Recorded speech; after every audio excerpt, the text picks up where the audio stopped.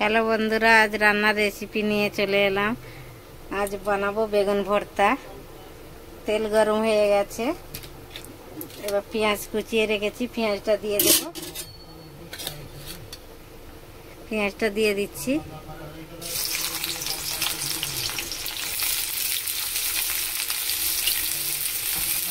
পেঁয়াজটা একটু ভেজে নেব। ভাজা হয়ে গেলে দিয়ে দেব টমেটো কুচি রেখেছি।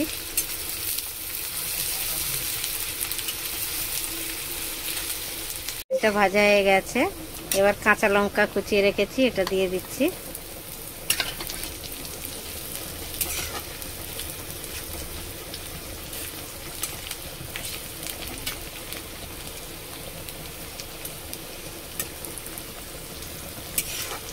ভেজে নিয়েছি, এবার টমেটো কুচিয়ে রেখেছি, দিয়ে দেব।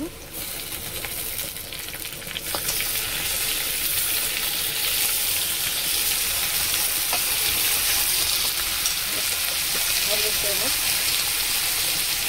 একটু সামান্য হলুদ দেব,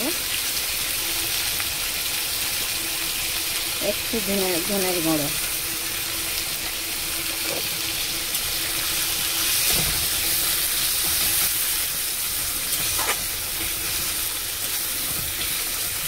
টমেটোটা গলে যাবে ভালো করে।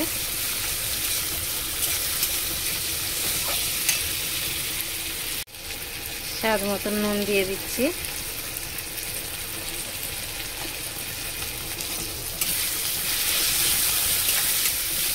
টমেটো ভালো করে হয়ে গেছে, এবার বেগুনটা পুড়িয়ে রেখেছিলাম, বেগুনটা দিয়ে দিচ্ছি।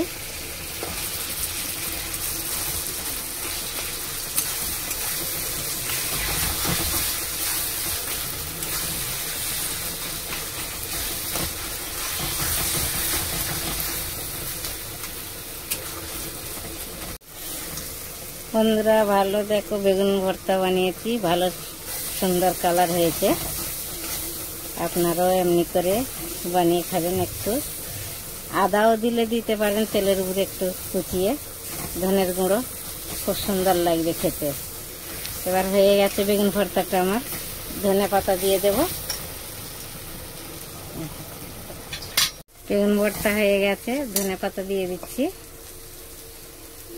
ধনে পাতা দিয়ে নামিয়ে নেব।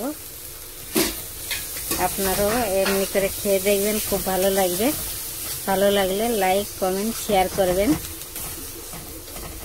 ভুল হলে কমেন্ট করে জানাবেন।